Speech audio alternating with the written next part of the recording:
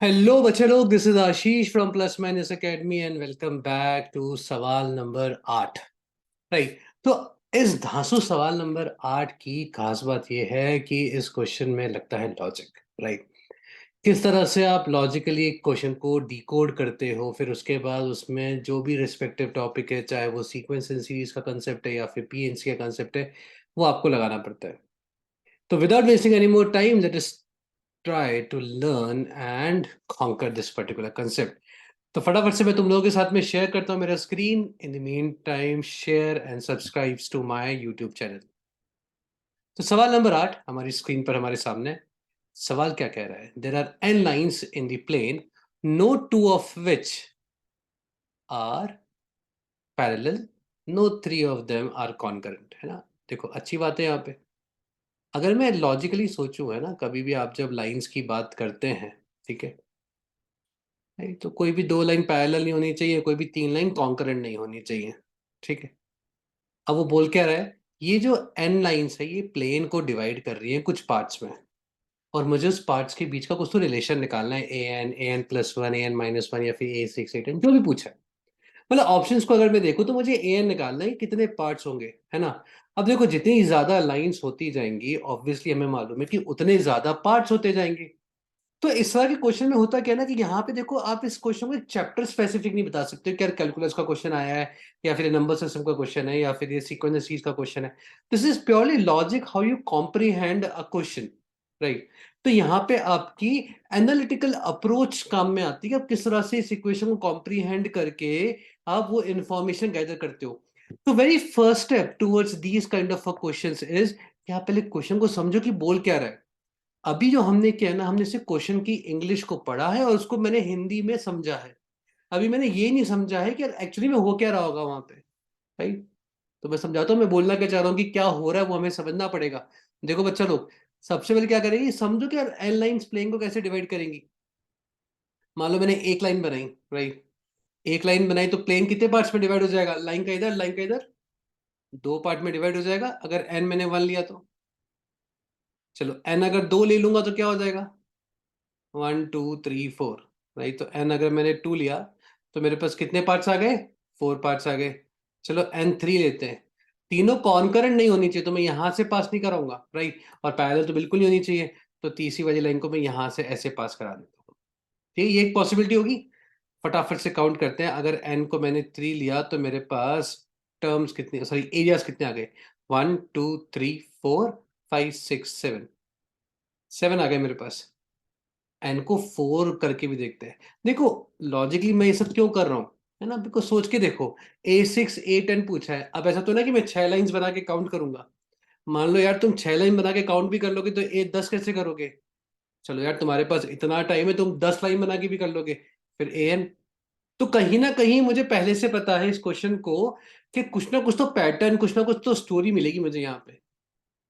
Pattern मिलेगा तो ही तो मैं पैटर्न को जनरेट कर पाऊंगा कि भैया 10 पे इतना होगा, 6 पे इतना होगा, 60 पे इतना होगा, एन पे इतना होगा। तो ये क्वेश्चन खुद अपने आप में बोल रहा है कि आपको एक पैटर्न ढूंढना है, इसलिए मैं n one two three four इनको निकाल के एक पैटर्न ढूंढने की कोशिश कर रहा हूँ। साथ के साथ में ये समझने की भी कोशिश कर रहा हूँ कि ये क्वेश्चन करना क्या चाह रहा है ना। अब n is equal to four बनाता हूँ। यहां बना देता हूँ एक लाइन, दो लाइन, तीन लाइन। ये होगी मेरी चौथी वाली लाइन। ठीक है। फटाफट से एरियाज को काउंट करते हैं। ये one two three four five six seven eight nine ten and eleven. So अगर एन आपने फोर लिया तो आपके पास 11 आ रहे हैं। ठीक है। तो अब देखो, टू फोर सेवन इलेवन, ये चार टर्म्स आई है मेरे पास। अब इन चारों को लिखते हैं, है ना। अब हमें क्वेश्चन समझ में आ गया कि वहां पे क्या चल रहा है। हमने कुछ कुछ टर्म्स भी निकाल लिए। हमने निकाल लिए टू फोर सेवन इलेवन। इस तरह से और होंगी। अब देखते हैं यहाँ कुछ मुझे पैटर्न दिख रहा है क्या। अब देखो, अभी क्वेश्चन ना कहाँ से लाइंस प्लेन की कहानी से सीक्वेंस एंड सीरीज में कूद गया है, कि मुझे कुछ ना कुछ पैटर्न तो ढूंढना पड़ेगा। यहाँ पे डिफरेंस देखो टू, यहाँ पे डिफरेंस थ्री, यहाँ पे डिफरेंस फोर, है ना। मेरे को तो यहाँ पे डिफरेंस दिख रहा है एपी में। अब इसका अपन सम कैसे निकालेंगे? मेरे को इसका टीएन निकालना पड़ेगा, है ना। इसका जो टीएन होगा वही एएन होगा। मान लो यहाँ पे an हो गया। अब इसको निकालने का देखो मैं एक बहुत ही प्यारा तरीका बताता हूँ, है ना, जो बहुत सारी किसी भी बुक में नहीं मिलेगा तुम्हें। बुक्स में ना अलग से मेथड दिया हुआ रहता है, टीएन मेथड, वीएन मेथड, है ना, फालतू के मेथड। सिंपल लॉजिकली सोचते हैं ना। मैं क्लास छठी का बच्चा हूँ, अब मैं कैसे सॉल्व करूंगा? देखो इसको मैं बोलूंगा 2 में आपने 2 ऐड किया 4 आएगा, बिल्कुल।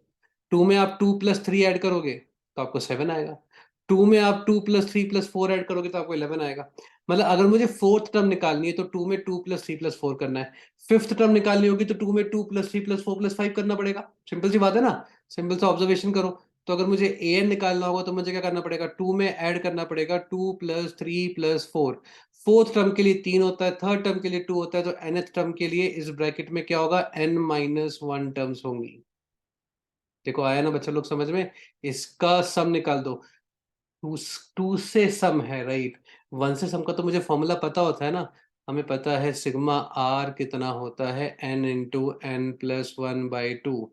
तो क्यों ना यहाँ पे एक 1 ऐड करा दें और एक 1 सब्ट्रैक्ट करा देते हैं बाहर।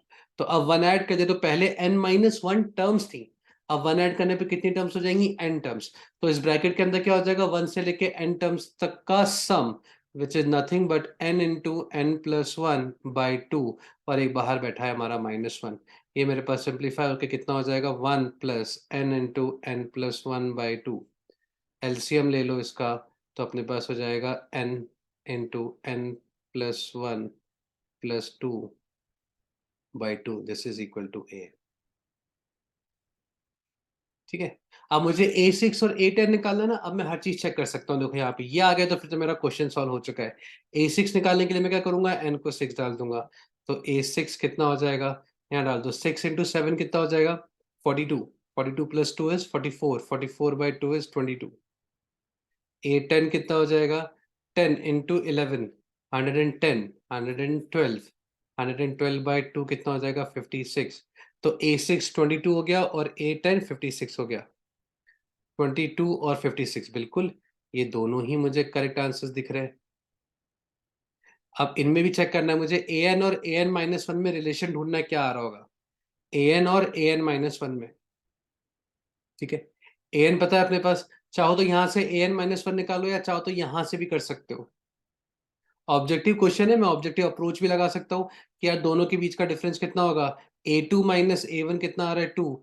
a3 - a2 कितना आएगा? 3। इसका मतलब जो टर्म है उतना ही आंसर आएगा। तो an माइनस an - 1 कितना आएगा? an आएगा। तो मुझे मालूम है मेरा आंसर बी आने वाला है ना। ये तो मैंने ऑब्जर्व कर लिया। प्रूफ भी करना है तो भी कोई बात नहीं है यार। अपन यहां से इसको प्रूफ भी कर देंगे। यहां से मैं an - 1 निकाल दूंगा। n की जगह n - 1 डाल दो। सो n - 1 इंटू एन प्लस 2/2। दोनों का डिफरेंस निकाल दो। an - 1 कितना हो जाएगा? ये n into n plus 1 plus 2 minus n into n -1 - 2/2। N square से एन स्क्वायर कैंसिल हो जाएगा, 2 से 2 कैंसिल हो जाएगा, n प्लस n 2n/2 आ जाएगा which will be equal to n। तो यहाँ से मुझे क्या मिल जाएगा? ये देखो मैंने इसको एकदम प्रॉपर तरीके से भी प्रूव कर दिया। और पहले अपन ने सीरीज पता है तो सीरीज से ही देख लो ना कि यार an - an - 1 कितना आ रहा है। जो टर्म है उतना ही मेरा डिफरेंस आएगा। तो ये मेरे पास फॉर्मूला आ गया और ये मेरा आंसर हो जाएगा विच इज ऑप्शन बी। तो इस पर्टिकुलर क्वेश्चन के आंसर हो जाएंगे बी सी डी। देखो बहुत ही प्यारा क्वेश्चन है ना। दोबारा से मैं इसको रिकैप करता हूँ। हमने क्या किया? सबसे पहले क्वेश्चन को कॉम्प्रीहेंड किया, फिर हमने कुछ कुछ केसेस बनाने का कोशिश किया कि किस तरह से केसेस बनेंगे। नंबर्स बहुत बड़े थे, A6 A10 an, तो मुझे मालूम था कहीं ना कहीं मुझे एक पैटर्न ढूंढना पड़ेगा an में। an क्या कितने पार्ट्स होंगे। जब मैंने पार्ट्स का एक सीक्वेंस बनाया तो मुझे उस सीक्वेंस में दिखा कि डिफरेंस जो है वो एपी में चल रहा है। डिफरेंस एपी में चल रहा है तो यहाँ पे हमने एक बहुत ही नई ट्रिक को यूज किया अपना an निकालने के लिए। So this method is a very good method because बहुत ही कंसेप्चुअली काम कर रहा है। इसके लिए मुझे कोई रॉकेट साइंस या मुझे अपना दिमाग लगाने की जरूरत नहीं कि यार an में कैसे निकाल रहा हूँ। an आ गया उसके बाद तो पूरी की पूरी कहानी सिंप्लीफाई होगी इस पर्टिकुलर क्वेश्चन की। And that is the end of this particular सवाल विच इज सवाल नंबर 8। तो ऐसे ही बहुत सारे धांसू सवालों के साथ में मैं आगे भी आता रहूंगा। बहुत सारे धांसू सवाल हम करते जाएंगे। इन द मीन टाइम अपने दोस्तों में अपने फ्रेंड्स में शेयर करो यार, क्योंकि अगर मुझे प्रोत्साहन मिलेगा तो मैं और बहुत ज्यादा अच्छे अच्छे क्वेश्चंस लाता रहूंगा। उसके लिए मुझे चाहिए तुम्हारा share and subscribe. So on that note, thank you so much guys, will meet very soon, enjoy and have fun.